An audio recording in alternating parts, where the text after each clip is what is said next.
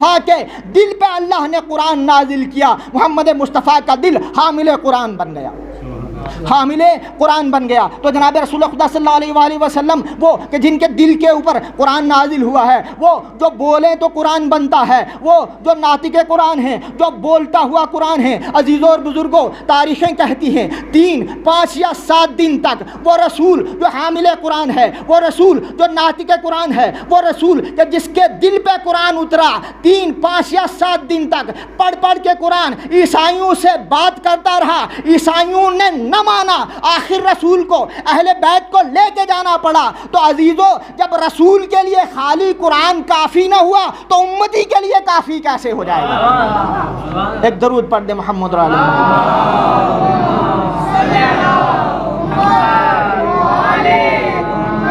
تو جب رسول کے لیے خالی قرآن کافی نہ ہوا تو امتی کے لیے قرآن کافی کیسے ہو جائے گا؟ اب اللہ نے آواز دی، فَقُلْ تَعَالَوْا نَدْعُوا أَبْنَاءَنَا وَأَبْنَاءَكُمْ وَنِسَاءَنَا وَنِسَاءَكُمْ وَأَنفُسَنَا وَأَنفُسَكُمْ ثُمَّ نَبْتَهِلْ فَنَجْعَلْ لَعْنَتَ اللَّهِ عَلَى الْكَاذِبِينَ۔ اے رسول، آپ ان سے کہہ دیجئے، آپ اپنی بیویوں کو لے، آپ اپنے بیٹوں کو لے کے آؤ، ہم اپنے بیٹوں کو لاتے ہیں۔ آپ اپنی بیویوں کو لے کے آؤ، ہم اپنی بیویوں کو لے کے آتے ہیں۔ آپ اپنے نفسوں کو لے کے آؤ، ہم اپنے نفسوں کو لاتے ہیں۔ اور پھر کیا کرتے ہیں؟ مل کے بد دعا کرتے ہیں کہ جو جھوٹا ہو اس پر خدا کی لعنت ہو، جو جھوٹا ہو اس پر خدا کی لعنت ہو۔ عزیزوں اور بزرگوں، جو 2 تفاسیر احمد رضا خان بریلوی اور شبیر احمد عثمانی، وہ دونوں لکھتے ہیں، ایک جملہ لکھتے ہیں کہ جب یہ آیہ مباہلہ نازل ہوئی، جب یہ آیہ مباہلہ نازل ہوئی تو رسول کے گھر میں، رسول کی اس وقت کم از کم 9 بیویاں زندہ تھیں۔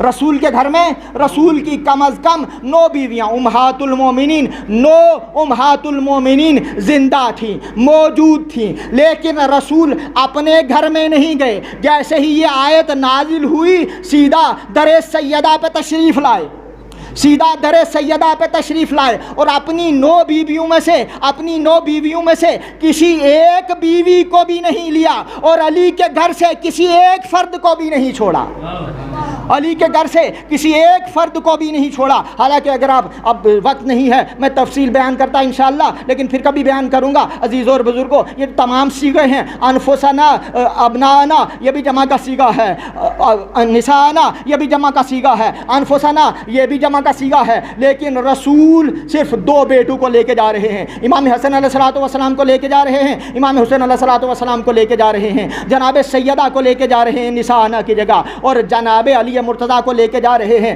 انفسنا کی جگہ۔ عزیزوں اور بزرگوں، اب یہ قافلہ چلا نجران کے عیسائیوں سے مباہلہ کرنے کے لیے، تو اب حالات کیا ہیں؟ ایک طرف جناب رسول خدا صلی اللہ علیہ وآلہ وسلم جب نکلتے ہیں تو امام حسن علیہ الصلوۃ والسلام آپ کی انگلی پکڑ کے چل رہے ہیں، امام حسین علیہ الصلوۃ والسلام آپ کی گود میں ہیں، اور علی مرتضیٰ سب سے پیچھے چل رہے ہیں، جناب سیدہ درمیان میں چل رہی ہے، علی مرتضیٰ سب سے پیچھے چل رہے ہیں، جناب سیدہ درمیان میں چل رہی ہیں۔ عزیزوں اور بزرگوں، یہ تاریخ نے پہلی مرتبہ یہ منظر دیکھا کہ بیوی آگے چل رہی ہے، شوہر پیچھے چل رہا ہے، بیوی آگے چل رہی ہے، شوہر پیچھے چل رہا ہے۔ اور کائنات نے یہ بھی دیکھا کہ نانا ہے، ایک نواسے کو گود میں اٹھائے ہوئے ہے، ایک نواسے کی انگلی پکڑ کے لے کے جا رہا ہے۔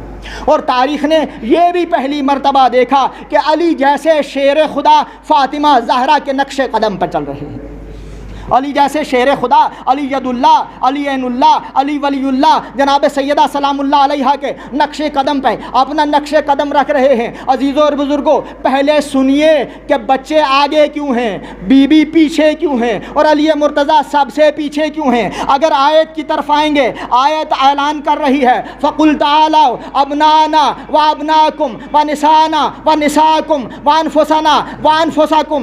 آیت نے پہلے بیٹوں کا تذکرہ کیا، رسول خدا نے حسن اور حسین کو آگے رکھا، آیت نے بعد میں بی بی کا تذکرہ کیا، رسول خدا نے اس کے بعد جناب سیدہ کو رکھا، آیت نے آخر میں انفسنا کا تذکرہ کیا، علی مرتضیٰ کو رسول نے آخر میں رکھ کے یہ بتا دیا کہ قرآن دعویٰ کرتا ہے، دلیل ہم اہل بیت دیتے ہیں، قرآن دعویٰ کرتا ہے، دلیل ہم اہل بیت دیتے ہیں۔ یا میں یوں عرض کروں کہ قرآن کی آیت ہوتی ہے، عمل اہل بیت کا ہوتا ہے، عمل اہل بیت کا ہوتا ہے، قرآن کی آیت بنتی ہے۔ نعرہ تکبیر!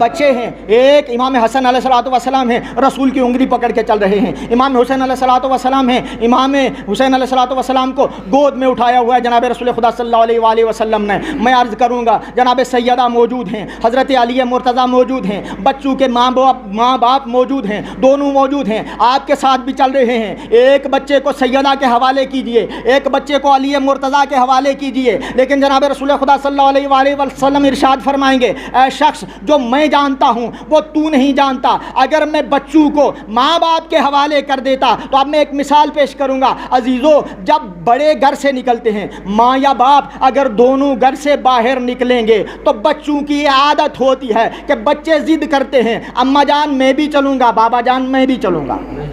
بچوں کی یہ ضد کرنے کی عادت ہوتی ہے کہ جب ماں باپ گھر سے نکلتے ہیں تو بچے ساتھ چلنے کی ضد کرتے ہیں۔ رسول نے حسن اور حسین کو فاطمہ و علی کے حوالے نہیں کیا، ایک بچے کو خود گود میں اٹھایا، دوسرے کی انگلی پکڑ کے چلا کے یہ بتایا کہ اے کائنات والو دیکھ لو یہ ضد کر کے نہیں جا رہے ہیں، میں رسول ان کو لے کے جا رہا ہوں، میں رسول ان کو لے کے جا رہا ہوں، ورنہ بچوں کو اپنے ماں باپ کے حوالے کر دیتے۔ عزیزو نہیں، رسول بتا رہے ہیں ایک کو میں اٹھا کے لے کے جا رہا ہوں، ایک کی انگلی میں نے پکڑی ہوئی ہے، وہ میری انگلی پکڑ کے چل رہا ہے، یہ اب امامت کو رسالت لے کے جا رہی ہے۔ یوں سمجھ لیجئے کہ امامت کو رسالت اپنے ساتھ لے کے چل رہی ہے۔ اور عزیزو اور بزرگوں اب کیا ہے، جناب سیدہ پیچھے ہیں، علی مرتضیٰ اس کے پیچھے ہیں۔ اب علماء نے یہاں پہ بہت ساری توجیحات بیان کی ہیں، میں صرف ایک یا دو مثالیں پیش کروں گا۔ وہ مثالیں کیا تھیں کہ تاریخ کہتی ہے کہ جناب سیدہ کا قدم جناب رسول خدا صلی اللہ علیہ وآلہ وسلم کے نقش قدم پہ پڑ رہا ہے، اور نقش قدم جناب سیدہ پہ علی مرتضیٰ کا نقش قدم پڑ رہا ہے۔ اب جہاں پہ جناب رسول خدا کے قدم پڑتے تھے خاک پہ نشان بنتا تھا، ریت پہ نشان بنتا تھا، وہاں پہ جناب سیدہ کے نقش قدم آ جاتے ہیں، نشان مٹ جاتا ہے، سیدہ کے پاؤں کا نشان آ جاتا ہے، اس کے اوپر علی مرتضیٰ کا قدم آتا ہے، اب نشان جناب سیدہ سلام اللہ علیہ ان کے پاؤں کا نشان مٹ جاتا ہے، علی مرتضیٰ کے پاؤں کا نشان باقی رہ جاتا ہے، علی مرتضیٰ کے پاؤں کا نشان باقی رہ جاتا ہے۔ اور عزیزوں اور بزرگوں دوسری توجیہ جو آپ لوگوں کے سامنے بیان کروں گا، بس توجہ چاہوں گا، 2-4 منٹ میں گفتگو ختم ہونے والی ہے۔ عزیزان محترم، ایک مرتبہ دیکھا گیا، تاریخ عالم و آدم نے دیکھا، شوہر پیچھے چل رہا ہے، بیوی آگے چل رہی ہیں، عزیزوں اور بزرگوں رسول کائنات والوں کو کیا بتانا چاہ رہے تھے؟ بتانا یہ چاہ رہے تھے کہ دیکھو اگر آگے سے دیکھو گے تو تمہیں نبوت نظر آئے گی، اگر پیچھے سے دیکھو گے امامت نظر آئے گی، اگر آگے سے دیکھو گے نبوت نظر آئے گی، اگر پیچھے سے دیکھو گے امامت نظر آئے گی، اور اگر دیکھو گے تو پتہ چلے گا کہ درمیان میں سیدہ چل رہی ہیں۔ سیدہ اس شخصیت کا نام ہے جو نبوت کو امامت سے جوڑتی ہیں، امامت کو نبوت سے جوڑتی ہیں۔ سیدہ اس شخصیت کا نام ہے جو نبوت کو امامت سے جوڑ رہی ہیں، امامت کو نبوت سے جوڑ رہی ہیں۔ آگے سے دیکھو گے نبوت نظر آئے گی، پیچھے سے دیکھو گے امامت نظر آئے گی، اور اگر سیدہ درمیان میں نہ ہوں تو نہ نبوت نظر آئے گی نہ امامت نظر آئے گی۔ ایک درود پڑھ دیں محمد علیہ۔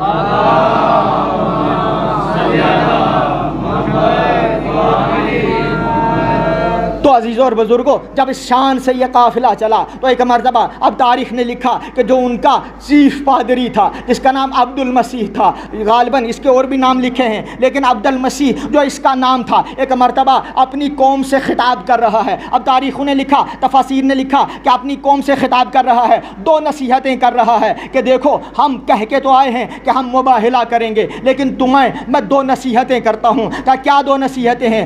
دیکھ لینا اگر محمد کے ساتھ اصحاب ہوں تو ضرور اور ضرور مباہلہ کر لینا، اگر محمد کے ساتھ اصحاب ہوں تو ضرور اور ضرور مباہلہ کر لینا، لیکن اگر محمد کے ساتھ محمد کے گھر والے ہوں تو مباہلہ نہ کرنا، اگر محمد کے ساتھ محمد کے گھر والے ہوں تو مباہلہ نہ کرنا۔ اب قوم نے پوچھا اصحاب ہوں تو مباہلہ کیوں کر لیں، گھر والے ہوں تو مباہلہ کیوں نہ کریں؟ تو اس نے عجیب جواب دیا، کہنے لگا کہ دیکھو اگر اصحاب کو لے کے رسول آئے تو ان سے مباہلہ کر لینا، اگر اہل بیت کو رسول لے کے آتے ہیں تو مباہلہ نہ کرنا۔ کہ کیوں اہل بیت کو دیکھ کے اگر رسول اہل بیت کو لے کے آئیں تو مباہلہ کیوں نہ کریں؟ کہ اس لیے کہ جو مصیبت میں گھر والوں کو آگے کرے کبھی جھوٹا نہیں ہوتا، جو مصیبت میں اپنے گھر والوں کو آگے کر دے کبھی جھوٹا نہیں ہوتا۔ عزیزوں اور بزرگوں، یہی وجہ ہے کہ جو ہمارے قائدین ہیں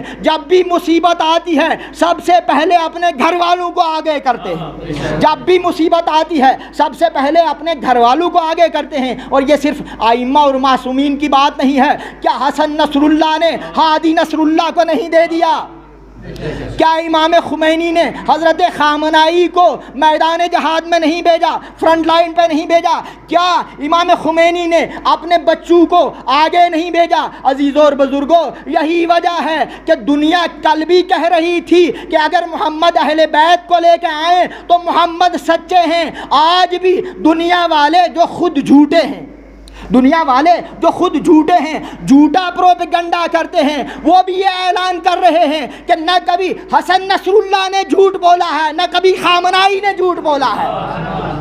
کیوں کہ جب مصیبت آتی ہے یہ اپنے بچوں کو آگے کر دیتے ہیں، جب مصیبت آتی ہے یہ اپنے گھر والوں کو آگے لے کے جاتے ہیں۔ آپ کو پتہ ہے اور جن کو پتہ نہیں ہے وہ سنیں کہ جب اسرائیلی ایک مرتبہ جب اسرائیلی گھس گئے تھے لبنان میں اور قبضہ کرنا چاہتے تھے تو ایک مرتبہ کچھ لوگوں نے دیکھا کہ چند نوجوان ہیں جو نکل پڑے ہیں، اور جب نکلے تو انہوں نے اسرائیلیوں کے پرخچے اڑا دیے، انہوں نے اسرائیلیوں کے پرخچے اڑا دیے، اور اب ان کی شکست فاش ہوئی۔ جب شکست فاش ہوئی تو یہ ملک چھوڑ کے نکلے، یہ جگہ چھوڑ کے نکلے، قبضہ چھوڑ کے نکلے، لیکن دوبارہ سے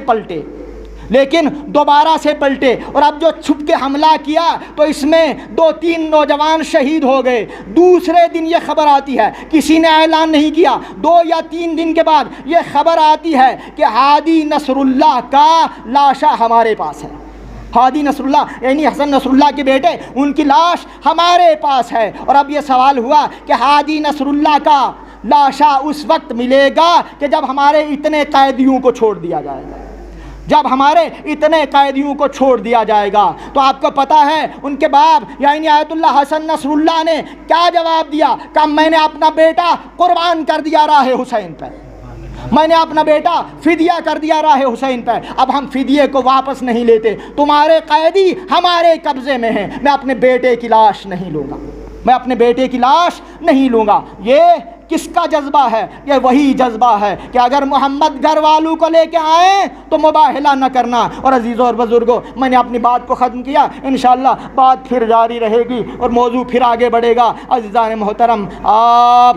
لوگ جو ہیں اس سفر کے مہینے میں مولا حسین کی عزاداری کر رہے ہیں۔ ایک ایسی شخصیت، ایک ایسی ہستی، ایک ایسی مظلومہ، یا میں یوں کہوں گا امام حسین علیہ السلام کے نوکرانی کہ جن کا نام شیریں تھا۔ آپ سنتے رہتے ہیں، میں نے پہلے بھی عرض کیا تھا کہ میں ذرا روایتی انداز سے ہٹ کے مصائب بیان کرتا ہوں۔ سنیں شیریں کون ہے؟ نحو میں تذکرہ سنتے ہیں، ذاکرین سے تذکرہ سنتے ہیں، شیریں کون ہے؟ جناب شہر بانو امام سید سجاد کی والدہ گرامی، امام سید سجاد کی والدہ گرامی جب ایران سے گرفتار ہو کے آتی ہیں، شہزادی ہیں، جب عرب میں پہنچی، جب مدینے میں پہنچی، تب بھی